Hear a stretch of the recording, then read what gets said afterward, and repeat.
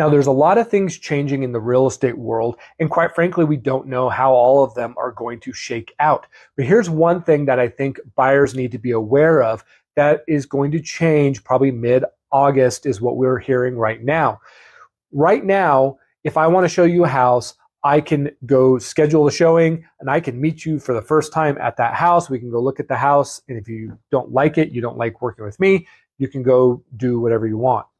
Now we're required to have a buyer agreement before we show you a property.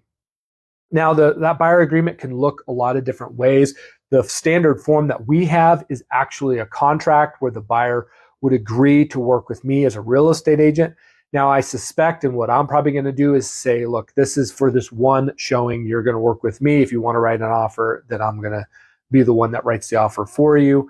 I don't like tying my buyers into these really long, extensive contracts, because especially when they don't know me, because I don't think that's fair. That's asking somebody to marry you before you've even really dated. It's kind of weird. So I'm probably going to do one showing type contracts, but you will have to sign those contracts. And part of the contracts is going to be a note for compensation. So we will tell buyers, okay, buyers, here's what we get paid.